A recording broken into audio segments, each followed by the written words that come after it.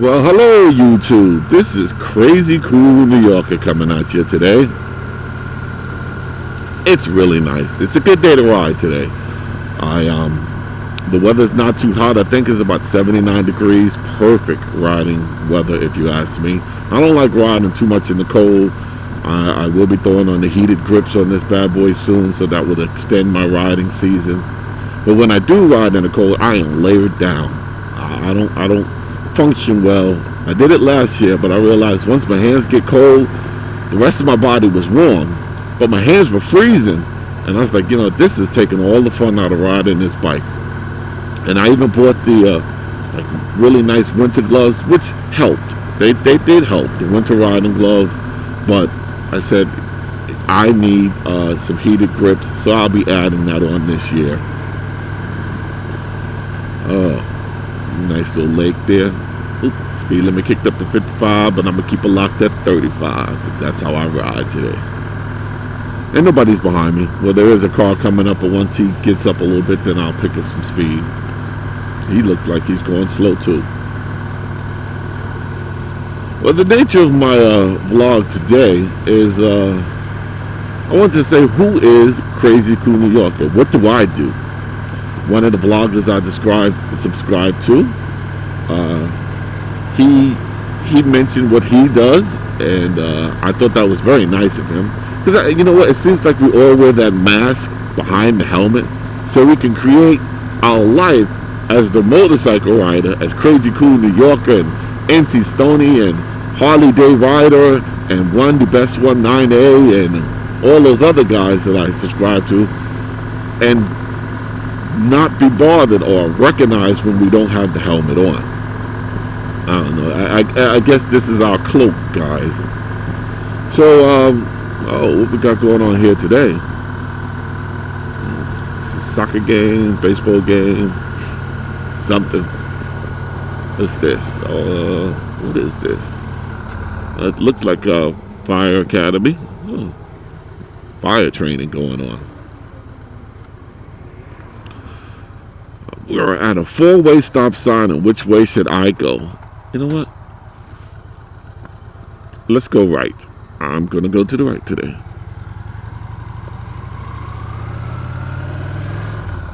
Shout out to all those guys that are firefighters. I gave a big shout out to the cops, but I'm going to get a shout out to the gentlemen who are firefighters as well. That is a really tough job to have. I mean, you are going into a fire, basically a thing that doesn't reason with anything. It just wants to burn. That's its whole purpose, is to burn.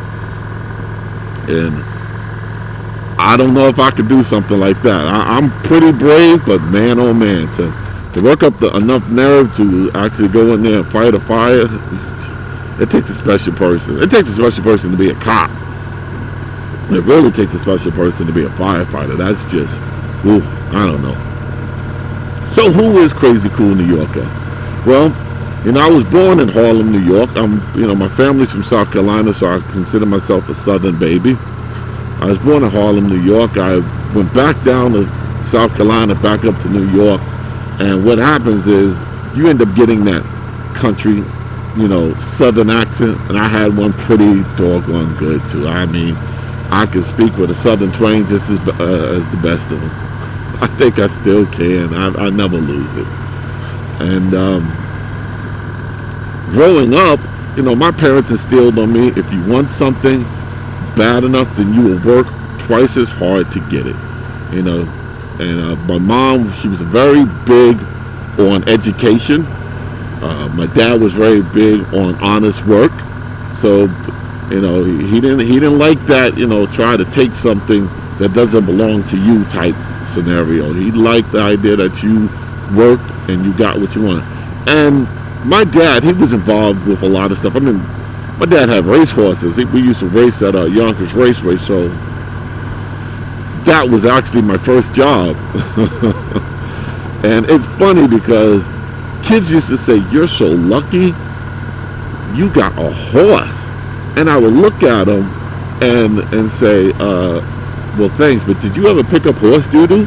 I don't think I'm lucky. That stuff was heavy. My dad, he was like, well, you want one, you got to have the responsibility of taking care of it. So I did. And I think I was 8, 9 years old, pooping, scooping, and picking up and spreading hay and all this other good stuff. I hated it. Then I found out I was allergic to hay. And do you think that would stop them? No. But, back in the days, your parents was like, just blow your nose, wash your face, and you'll be fine. So that's what I did. Then one guy told me, that's a nice house. One guy told me that you can actually chew some gum, and that will help capture the particles. So if you're allergic to something, you can use that to keep you from sneezing. So I was chewing gum like crazy whenever I was around the animals growing up. I still do. So my first job was at Yonkers Raceway, working with my dad. If anybody lives in New York, Connecticut, or New Jersey, you've seen that commercial for the Yonkers Raceway Fair. Well, I'm the kid who father had all those animals, and we took care of those animals.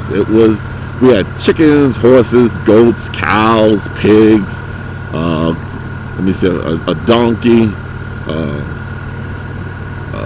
sheep, rabbits, turtles. We had a lot.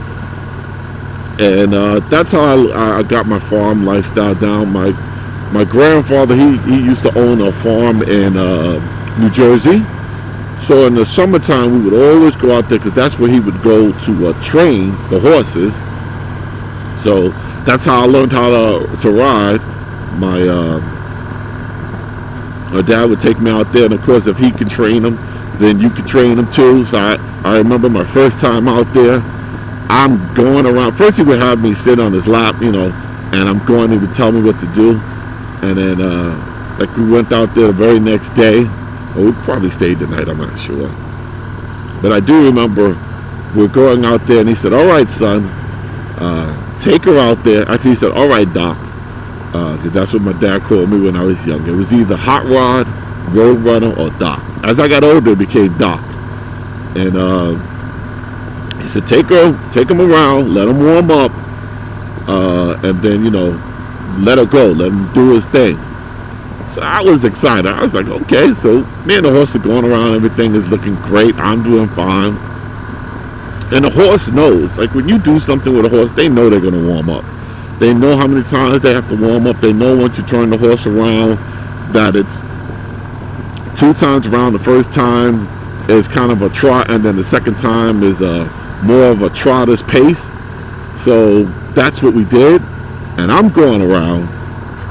I warmed the horse up. We had to be out there for maybe about 30 minutes. You want the horse to have some good stamina.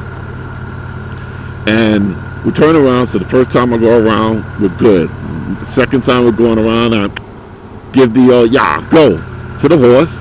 And we take off. I mean, we're moving. And my silly behind never put no mask or anything. My dad forgot to put the mud blocker, I'm going to call it. It's like a shield, so none of that stuff hits you in your face. Up. So I'm getting hit now with all types of debris. The horse mane is blowing in the wind, and I'm just getting covered, and it would plummet with rocks and everything else. But you roll with it. I have my glasses on, so you figure this is what it is. So we go around the second time, and I think I'm doing great. The only thing is the horse was so excited to go when we came around the second time, I couldn't stop the horse. So I go around, I'm coming around the third time, and my dad is going, well, when are you going to stop? And I yell back, I can't. And he said, okay. So I go around the fourth time, and the horse, he's still going. He's now in a good pace. And he goes, pull back on the rein. And I said, I'm trying. And I go around, I go again. I think I went around about 6 times before I was able to muster up and get this horse to stop. And he laughed at me. He said, there's your learning lesson. When you want the horse to stop, you just don't say, whoa. You got to pull hard on the reins so he knows. Just saying whoa doesn't work. So that was my first job. My second job, like almost half the kids in America, I worked at a supermarket. I started out as a bagger for like maybe 2 weeks, and then they put me on a cash register. I did that for about a year. I liked it, but cashiering, register, helping people, I wasn't that crazy about it. So I left that. I'm still in school now. I think I'm a junior. I left that, and I ended up getting a job at I think it was I can't remember the supermarket, but that is not a supermarket, at Channels. It was at Cross County. Now, mind you, though, during all this time, we are still taking care of the animals and stuff like that. And I'm getting paid from that. But that was more the summertime. That started in May and it would end in September, October. So I did that. I worked in the seasonal department, so I was that young guy selling the lawn chairs and doing all this other stuff. But then I end up learning about all the departments, so I could do almost everything. So we did that for some time, and then I did that for some time. Then I left there, and what did I do? I think I ended up going to Macy's. Yes, I ended up working at Macy's in New Rochelle, New York. Now that was a lot of fun. You got high school kids there, you got college kids there. I just graduated from high school around this time, and I'm heading to college. So I got a summer job.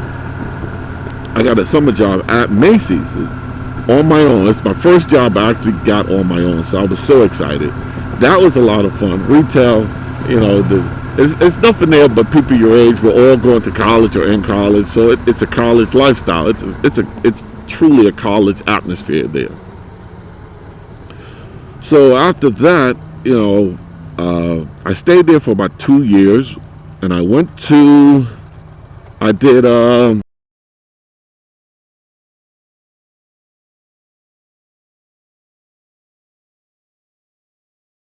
and I went to I did